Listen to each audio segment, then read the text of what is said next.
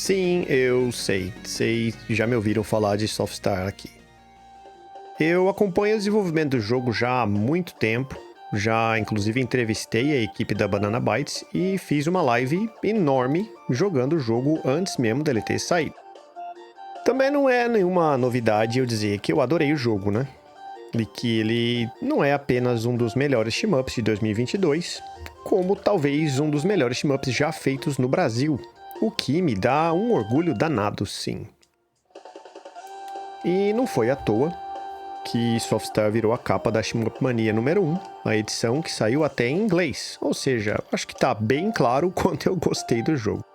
Mas aí você pode estar se perguntando, e por que você nunca fez um review dele então? Isso é bem verdade, né? Talvez porque eu tenha adorado o jogo e qualquer coisa que eu fosse falar ia acabar convergindo para isso. Mas sim, tem razão. Eu fiquei em dívida não só com vocês, como com a equipe da Banana Bytes que fez esse excelente jogo. Sendo assim, para não simplesmente repetir o que eu adorei o jogo, eu vou tentar fazer uma análise mais técnica e ainda dar algumas informações que você pode não saber. Só que antes de continuar, se você vier gostar do que vai ver aqui, por favor deixe o seu like, comenta e compartilhe o vídeo e considere assinar o canal, porque assim você ajuda a gente a continuar crescendo. E vamos pro meu review um tanto quanto atrasado, mas ainda assim totalmente honesto de Softstar.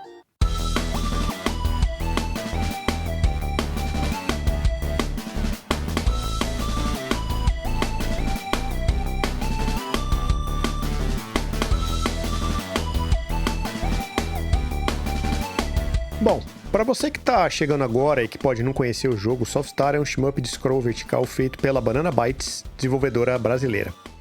Foi o primeiro jogo deles e já mostrou que os caras entendem muito bem do assunto. À primeira olhada, você pode ter a impressão de que se trata apenas de um shmup vertical, como muitos outros. Desses que você joga por uns dias e esgota, fica de saco cheio e depois nunca mais volta a jogar. Mas não. Nada podia ser mais distante da verdade. Se tem uma coisa que Softstar entrega muito bem é a longevidade do jogo e eu já vou explicar o porquê. Em Softstar, o jogador conta com naves que basicamente fazem três coisas. Tem uma arma primária, o famoso tirinho normal. Uma arma secundária, que pode ser uma bomba, um tiro especial, um sistema de defesa que faz outras coisas, e cuja utilização depende do preenchimento da barrinha de temporização que fica no canto direito da tela embaixo. E um botão de teleporte, que também depende da temporização desse anel em forma de losango que fica em volta da nave.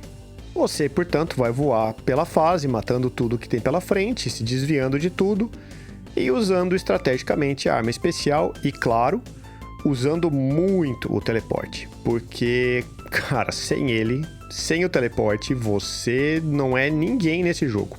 Principalmente do meio pro fim. Ok, a mecânica de teleporte é meio rara em shmup, Não tem muitos por aí, portanto, ponto pro Softstar. Visual bonito, com cara de jogo arcade dos anos 90, trilha sonora bacana, mais ponto pro Softstar. Mas tá, ô Felipe, você não acha que exagerou um tanto falando que o jogo é ótimo, não? Afinal, tem umas novidades aí, mas parece só um shmup qualquer aí, e a tal da longevidade? Ah, sim, eu não mencionei que Softstar tem 9 naves, E que cada nave é absolutamente diferente da outra, tanto no tiro principal, quanto na arma secundária, quanto no sistema de teleporte. Ou seja, cada tiro principal tem sua própria lógica de funcionamento, que nem toda arma secundária também é totalmente diferente uma da outra e nem sempre é uma bomba. Ela pode também ajudar você, por exemplo, a se esconder ou se defender de um ataque. O teleporte também tem seu funcionamento próprio dependendo de cada nave. E tudo isso gera uma grande longevidade, porque cada nave é um novo desafio. Pois é, imagine que Softstar não é um jogo, mas pode-se dizer que são como se fossem 9 jogos diferentes, porque cada nave que você escolhe se comporta diferente da outra e obriga o jogador a reaprender a jogar o jogo novamente. Não é só uma troca de cores assim, tipo Ryu e o Ken do Street Fighter 2, não. Cada nave é um novo jogo. Por exemplo, a Reika é feita para jogar matando os inimigos de perto. tanto por causa do formato do tiro e do dano que ela causa mais a queima-roupa, que é um estilo bem agressivo. Mas a Léo, por exemplo, é uma nave super defensiva, e a arma secundária dela faz com que a tartaruguinha se feche dentro do casco e não tome dano. A Dumont tem uns tiros esquisitos em forma de cruz que eu não achei exatamente uma utilidade muito óbvia para ela, mas achei muito boa para sobrevivência. E tem naves completamente caóticas, como a Z2, que o tiro fica se movendo de um lado para outro, como um esguicho, e o tiro especial dela é que vai para frente. E outras que são bem normais, como a Nina, por exemplo, que cobre uma área boa e tem um ataque secundário com mísseis, que é excelente para matar chefes. Como eu disse anteriormente, não são só armas, o esquema de teleporte das naves também muda completamente o jeito que você joga com elas. Algumas você pode apontar para onde quer ir, outras simplesmente te jogam para outro ponto da tela, e outras têm um teleporte agressivo que dá para usar causando dano no inimigo. Ou seja, até nesse ponto Softstar beneficia o jogador que explora o funcionamento de cada nave e tenta achar uma que se adeque ao seu estilo de jogar. Com certeza tem uma nave para você no jogo, mas você vai ter que jogar e experimentar elas para descobrir. E sim, acostume-se e entenda muito bem como cada nave funciona. Escolha uma e vá em frente, porque a jornada é longa. E não é uma força de expressão. Softstar tem 8 longos estágios e uma quantidade absurda de subchefes e chefes que vão dar uma tremenda canseira em quem está acostumado a jogar um shmup que termina em 15 ou 20 minutos. Esse tipo de jornada eu costumava ver apenas nos shmups mais antigos, em especial na série Aleste de MSX, que costumam ser jogos bem longos, especialmente o Aleste 1 e Aleste 2. Além dos modos normais de jogo, Softstar ainda tem o modo Academia de Cadetes, que permite que o jogador treine o uso das naves em mini-missões com objetivos muito bem definidos, ou seja, não tem a desculpa de você não saber o que a nave faz.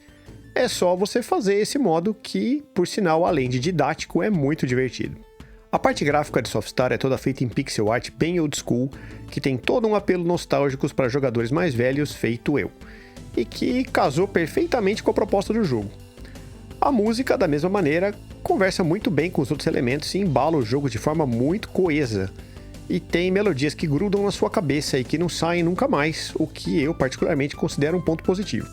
O sistema de score é simples e consiste em, claro, abater os inimigos e coletar cristais que vão encolhendo de tamanho e de valor conforme eles vão permanecendo na tela. Colete os cristais o quanto antes e ganhe mais pontos, e basicamente era isso. Coletar os cristais o quanto antes parece muito mais fácil falar do que fazer, e dependendo do estágio, você vai se preocupar muito mais em ficar vivo do que pegar cristais. Um dos pontos altos e que eu mais gostei em Softstar, além da diversidade das naves e da longa jornada que o jogo oferece, é como o controle responde bem. A jogabilidade foi muito bem afinada e as coisas funcionam de forma muito instintiva. E depois que você se acostuma, pelo menos com uma das naves, você sai jogando sem pensar muito.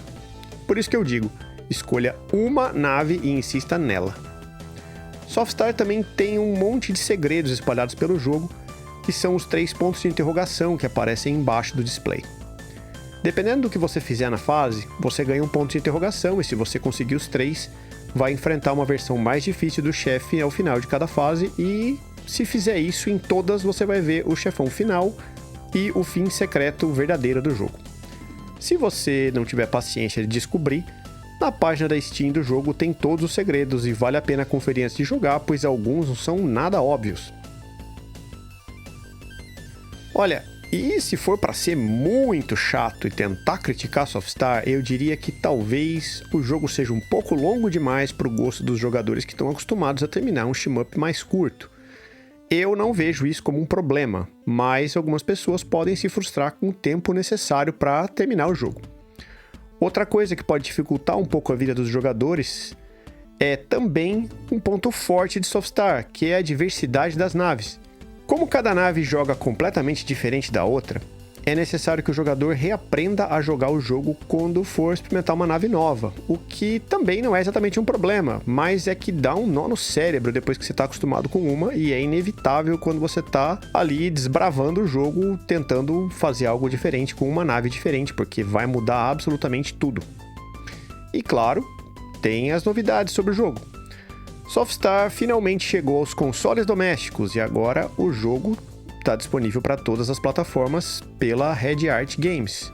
Ou seja, você pode jogar agora no PlayStation, no Xbox, no Switch, tanto em formato digital quanto físico. Sim, se você quiser ter uma cópia de Softstar na sua estante, você já pode.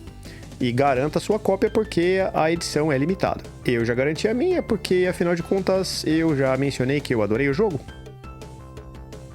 E era isso, gente. Esse é o meu review de Softstar. Se você não deu uma chance pro jogo ainda, não sabe o que tá perdendo. Muito obrigado por ter assistido o vídeo até o final. E se você gostou do que viu até aqui, não esqueça de deixar seu like e assinar o canal. E a gente se vê no próximo vídeo. Abraços e fui!